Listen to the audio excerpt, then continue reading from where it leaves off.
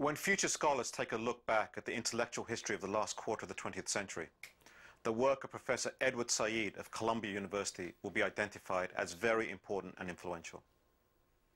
In particular, Said's 1978 book, Orientalism, will be regarded as profoundly significant. Orientalism revolutionized the study of the Middle East and helped to create and shape entire new fields of study, such as postcolonial theory, as well as influencing disciplines as diverse as English, history, anthropology, political science, and cultural studies. The book has now been translated into 26 languages and is required reading at many universities and colleges. It is also one of the most controversial scholarly books of the last 30 years, sparking intense debate and disagreement. Orientalism tries to answer the question of why, when we think of the Middle East, for example, we have a preconceived notion of what kind of people live there, what they believe, how they act, even though we may never have been there or indeed even met anyone from there. More generally, Orientalism asks, how do we come to understand people, strangers, who look different to us by virtue of the color of their skin? The central argument of Orientalism is that the way we acquire this knowledge is not innocent or objective, but the end result of a process that reflects certain interests. That is, it is highly motivated. Specifically, Said argues that the way the West, Europe and the US, looks at the countries and peoples of the Middle East is through a lens that distorts the actual reality of those places and those people. He calls this lens through which we view that part of the world Orientalism, a framework that we use to understand the unfamiliar and the strange, to make the peoples of the Middle East appear different and threatening. Professor Said's contribution to how we understand this general process of what we could call stereotyping has been immense. The aim of this program is to explore these issues through an interview with him. He starts by discussing the context within which he conceived Orientalism. Well, my interest in Orientalism began for two reasons. One was an immediate thing, that is to say, the Arab-Israeli War of 1973, which had been preceded by a lot of images and discussions in the media and the popular press, about how the Arabs are cowardly and they don't know how to fight and they're, always going to be beaten because they're not modern. And then everybody was very surprised when the Egyptian army crossed the canal in early October of 1973 and demonstrated that, like anybody else, they could fight. So that was one immediate impulse. And the second one, which has a much longer history in my own life, was the constant sort of disparity I felt between what my experience of being an Arab was and the representations of that one saw in art. I mean, I'm talking about very great artists, like Delacroix and Ingres and Gérôme and people like that, novelists who wrote about the Orient, like Disraeli or Flaubert. And the fact that those representations of the Orient had very little to do with what I knew about my own background in life.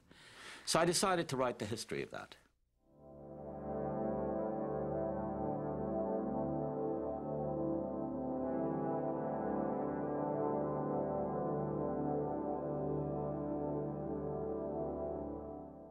If somebody, let's say in the 1850s or 60s in Paris or London, wished to talk about or read about India or Egypt or Syria, there would be very little chance for that person to simply address the subject, as we like to think, in a kind of free and creative way.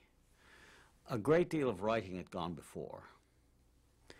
And this writing was an organized form of writing, like an organized science, what I've called Orientalism. And it seemed to me that there was a kind of repertory of images that kept coming up, the sensual woman who's there to be sort of used by the man. The East is a kind of mysterious place full of secrets and monsters. The marvels of the East was a phrase that was used. And the more I looked, the more I saw that this was really quite consistent with itself. It had very little to do with people who had actually been there. And even if they had been there wasn't much modification. In other words, you didn't get what you could call realistic representations of the Orient, either in literature or in painting or in music or any of the arts. And this extended even further into descriptions of the Arabs by experts, you know, people who had studied them. And I noticed that even in the 20th century, some of the same images that you found in the 19th century amongst scholars like Edward William Lane, who wrote his book on the modern Egyptians in the early 1830s. And then you read somebody in the 1920s, and they're more or less saying the same thing. One great example that I always give is that the wonderful French poet Gérard de Nerval, who went on a voyage to the Orient, as he called it. And I was reading this book of his travels in Syria, and there was something very familiar about it. You know, it sounded like something else that I'd read. And then I realized that what he was doing almost unconsciously was quoting Lane on the Egyptians, on the theory that the Orientals are all the same, no matter where you find them. I mean, if it's in India or in Syria or in Egypt, it's basically the same essence. So there develops a kind of image of the timeless Orient, as if the Orient, unlike the West, doesn't develop. It stays the same. And that's one of the problems with Orientalism, is it creates an image outside of history, of something that is placid and still and, you know, eternal, which is simply contradicted by the facts of history. You see, so in that one sense, it's a creation of you might say an ideal other for Europe.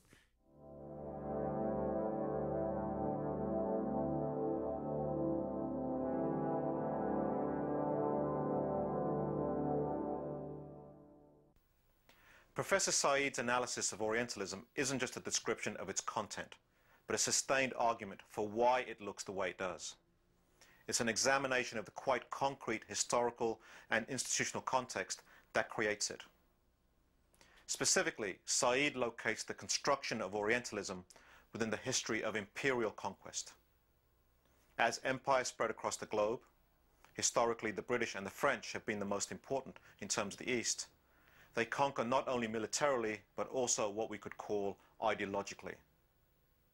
The question for these empires is, how do we understand the natives that we are encountering so we can conquer and subdue them easier? This process of using large abstract categories to explain people who look different, whose skin is a different color, has been going on for a long time, as far back as there has been contact between different cultures and peoples. But Orientalism makes this general process more formal in that it presents itself as objective knowledge. Said identifies Napoleon's conquest of Egypt in 1798 as marking a new kind of imperial and colonial conquest that inaugurates the project of Orientalism. There was a kind of break that occurred after Napoleon came to Egypt in 1798. I think it's the first really important modern imperial expedition. So he invades the place, but he doesn't invade it the way the Spaniards invaded the New World, looking for loot. He comes instead with an enormous army of soldiers, but also scientists, botanists, architects, philologists, biologists, historians, whose job it was to record Egypt in every conceivable way and produce a kind of scientific survey of Egypt, which was designed not for the Egyptian, but for the European. And, of course, what strikes you, first of all, about the volumes that they produced is their enormous size. They're a meter square. And all across them is written the power and prestige of a modern European country that can do to the Egyptians what the Egyptians cannot do to the French. I mean, there's no comparable Egyptian survey of France. To produce knowledge, you have to have a power to be there and to see in expert ways things that the natives themselves can't see.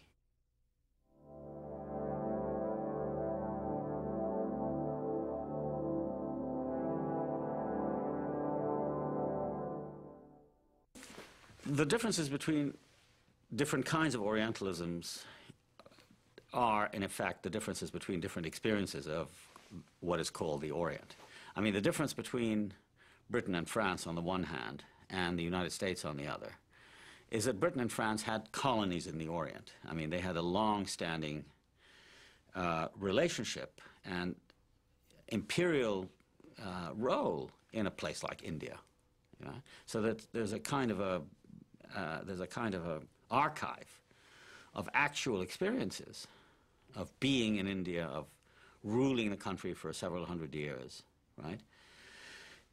And the same with the French in North Africa, let's say Algeria or Indochina, direct colonial experience. In the case of the Americans, the experience is much less direct. I mean, there's never been an American occupation of the Near East. So I would say the difference between British and French Orientalism on the one hand and the American experience of the Orient on the other is that the American one is much more indirect. It's much more based on abstractions. The second big thing, I think, that differs in the American experience from the British and the French of Orientalism is that American Orientalism is very politicized by the presence of Israel, for which America is the main ally. And President Clinton and I are proud, as are all Americans, that the United States was the first nation to recognize the State of Israel 11 minutes after you proclaimed your independence. And what you have, in effect, is the creation of a Jewish state in the middle of the Islamic Oriental world. And the sense that because it's a Jewish state and a Western state, self-declared, there's a greater coincidence between American interests there than there is between American interests, let's say, in places like Iran and Saudi Arabia, which are important because of oil. I think the presence of this other factor, which is very anti-Islamic, where Israel regards the whole Arab world as its enemy, is imported into American Orientalism. I mean, the idea, for example, that Hamas terrorists on the West Bank are just interested in killing Jewish children is what you derive from looking at this stuff. And very little attention is paid to the fact that the Israeli occupation of the West Bank and Gaza has been going on for 30 years. It's the longest military occupation in this century. And so you get the impression that the only problem is that, you know, Israeli security is threatened by Hamas and suicide bombs and all the rest of it. And nothing is said about the hundreds of thousands, millions of Palestinians who are dispossessed and living miserable lives as the direct result of what Israel has done and is doing. So there's a sense in which the Arab struggle for national independence and, in the case of the Palestinians, for national self-determination is looked at with great hostility as upsetting the stabilities of the status quo.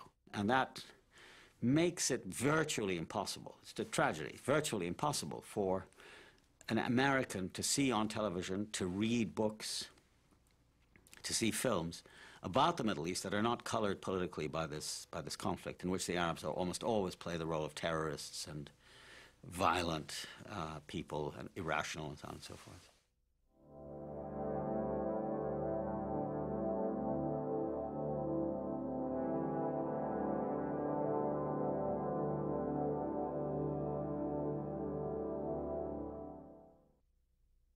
That's another thing that America really needs to think about is our racism that comes from the United States towards Muslim people and towards Arabic people. And that's something that has to stop. And the United States has to start respecting people from the Middle East in order to find a solution to the problem that's been building up over many years. So I thank everyone for your patience and letting me speak my mind on that. Many people believe the way that Americans understand the Muslim world is very problematic. Indeed, anti-Arab racism seems to be almost officially sanctioned. You can make generalized and racist statements about Arab peoples that would not be tolerated for any other group. At the heart of how this new American Orientalism operates is the threatening and demonized figure of the Islamic terrorist that is emphasized by journalists and Hollywood. Now, Said recognizes that terrorism exists as a result of the violent political situation in the Middle East. But he argues that there is a lot more going on there that is misunderstood or not seen by the peoples of the West. The result of the media's focus on one negative aspect alone means that all the peoples of the Islamic world come to be understood in the same negative and paranoid way. That is, as a threat. So that when we think of people who look like that and who come from that part of the world, we think fanatic, extreme, violent.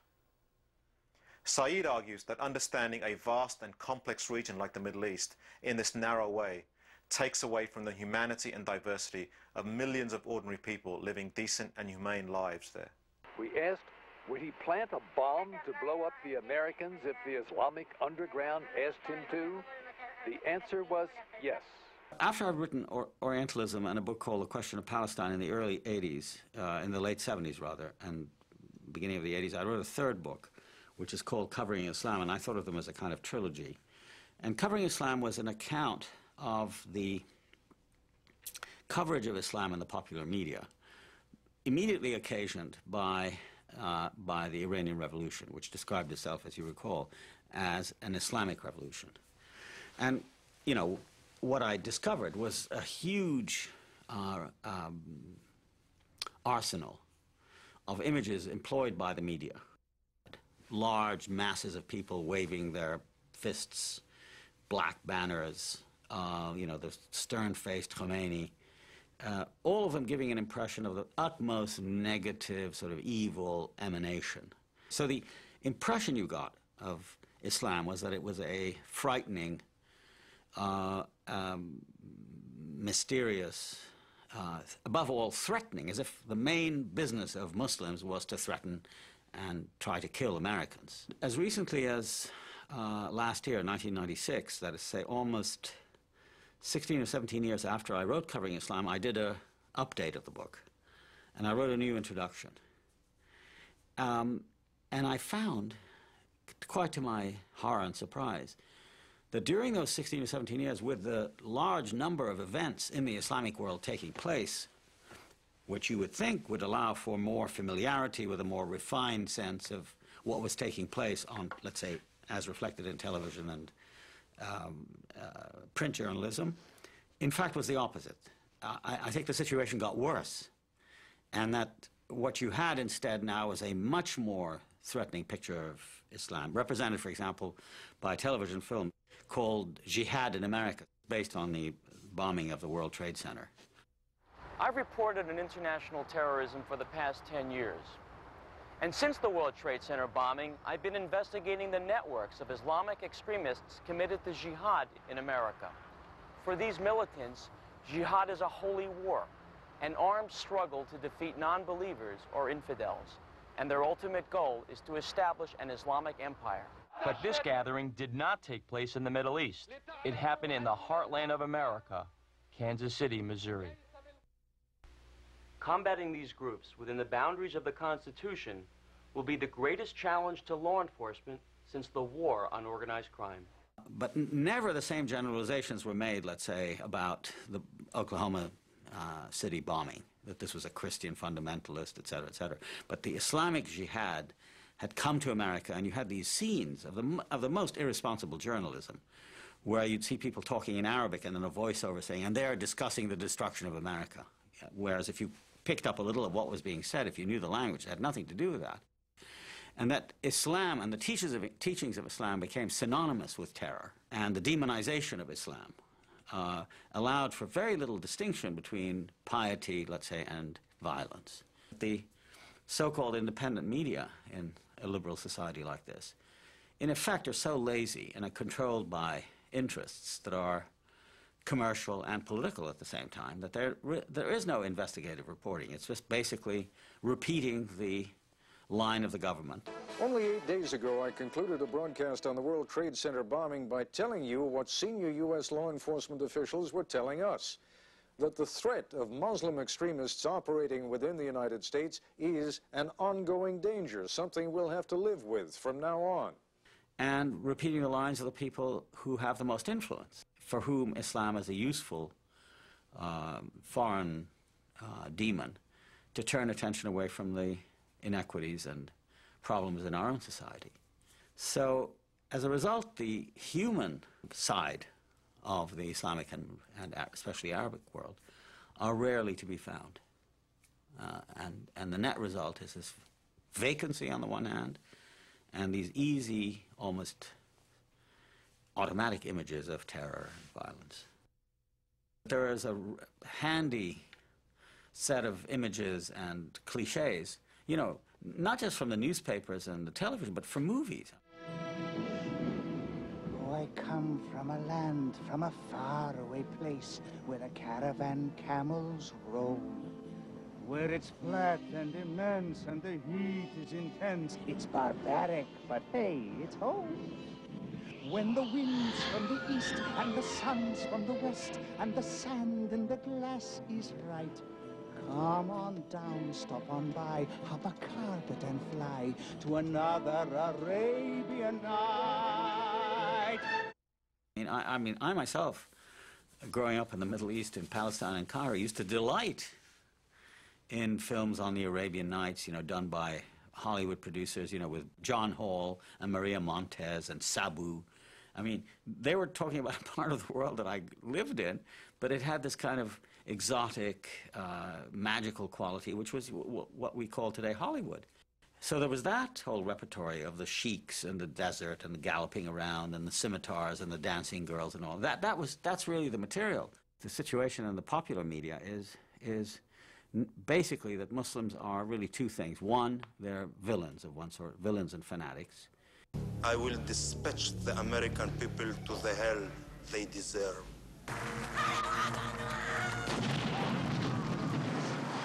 And B, many films end up with huge numbers of bodies, Muslim bodies, strewn all over the place, the result of Arnold Schwarzenegger or Demi Moore, Chuck Norris. Lots of films about guerrillas going in to kill Muslim terrorists. So the idea of Islam is something that to be stamped out.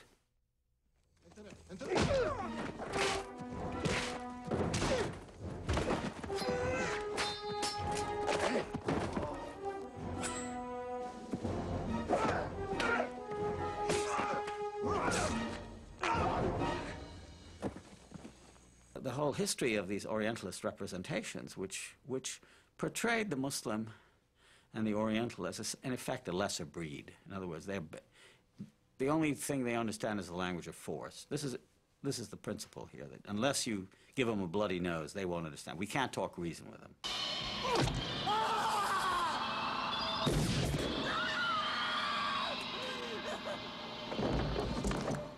Is the Arab world full of terrorists? Well, all you have to do is sort of break down the question into common sense and say, there are terrorists, as there are everywhere. But, there's a lot more going on there. We're talking about 250, 300 million people. And one of the great problems with Orientalism to begin with is these vast generalizations about Islam and the nature of Islam. There's very little in common that you can talk about as Islam, let's say, between Indonesia and Saudi Arabia. They're both Muslim countries, but the differences in history and language and traditions and so on are so vast that the word Islam has, at best, a tenuous meaning. The same is true within the Arab world. Morocco is very different from Saudi Arabia. Algeria is very different from Egypt. And I would argue, in fact have argued, that the predominant mood of the Arab world is very secular. It's easy to attract attention, and certainly the media's attention, for some of the political reasons that are obvious. To discredit the Arabs, to make them seem like a threat to the West, to keep the idea around at the end of the Cold War that, there are foreign devils. Otherwise, what are we doing with this gigantic military? This huge military budget that is twice as much as the entire world's military budget combined. So you have to have threat. And the result is it's very hard to find works that are sympathetic to the Arabs and Islam. Islam is seen as the enemy of Christianity, and the United States sees itself as a Christian or Judeo-Christian country in affiliation with Israel, and that Islam is the great enemy, the competitor. There's a history of that. And I give the example of Dodi Fayed, the erstwhile suitor of Princess Diana.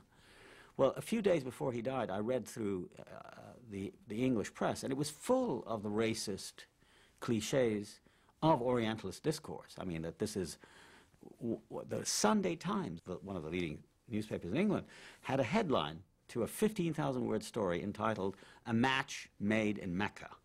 And the idea of Muslim conspiracies trying to infect, taking over this white woman by these dark people with Muhammad, the Prophet Muhammad, who is a historical personage of the 7th century, somehow stage managing the whole thing. That's the power of the discourse, you see. If you're thinking about people and Islam and about that part of the world, those are the words you constantly have to use. And you won't get hurt! I give you my word! No way, you wacko! So discourse is a regulated system of producing knowledge within certain constraints, whereby certain rules have to be observed. Okay, Libya, exports. Yes, sir, you American pig. Nice touch. To think past it, to go beyond it, not to use it, is virtually impossible, because there's no knowledge that isn't codified in this way about that part of the world. May I help you? Hayat Fal Philistine. Wabushnia. Listen to the sound of Altar.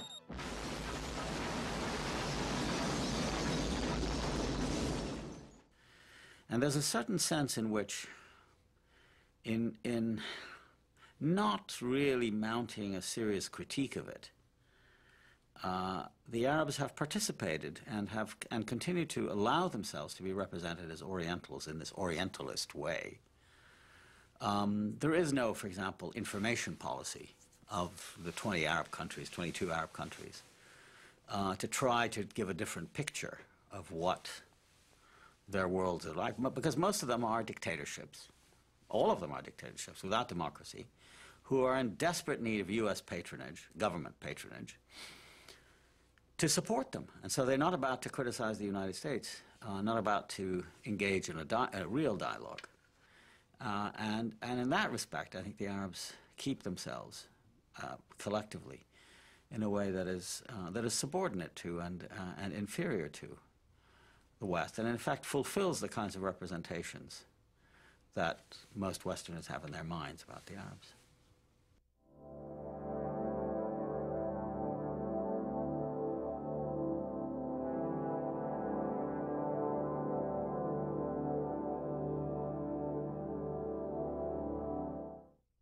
The attack came without warning, and according to a U.S. government source, told CBS News that it has Middle East terrorism written all over it. The attack in Oklahoma City appears to have a familiar mark. This was done with the attempt to inflict as many casualties as possible. That is a Middle Eastern trait. The fact that it was such a powerful bomb in Oklahoma City immediately drew investigators to consider deadly parallels that all have roots in the Middle East. ABC News has learned that the FBI has asked the U.S. military to provide up to 10 Arabic speakers to help in the investigation. Well, one of the interesting things about the persistence of Orientalism, I mean, almost, when you think about it, almost astonishing persistence of it was the Oklahoma City bombing in April of 1995. I can give you a personal example. I was in Canada giving some lectures at the actual time of the bombing. And maybe half an hour after the event had occurred in the afternoon, my office was inundated with phone calls from the media. And I rang my office from Canada, as I frequently do, to find out, you know, if there was any message for me that needed attention and so on.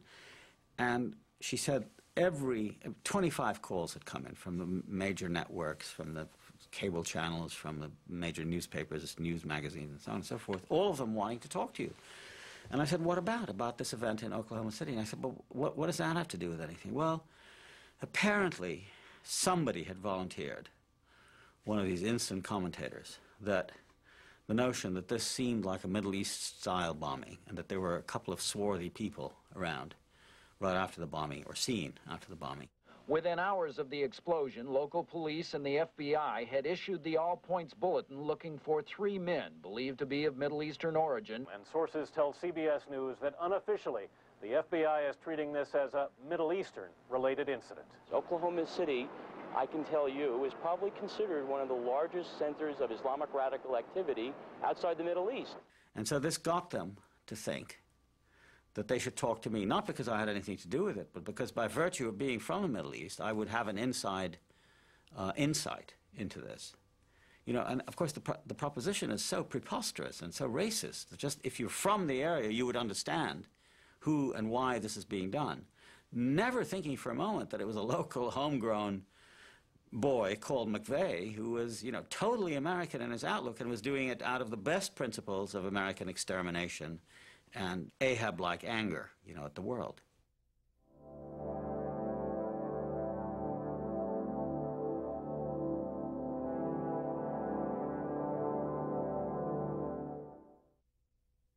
Professor Said is not only a literary theorist, he is also a very prominent and active representative of the Palestinian people.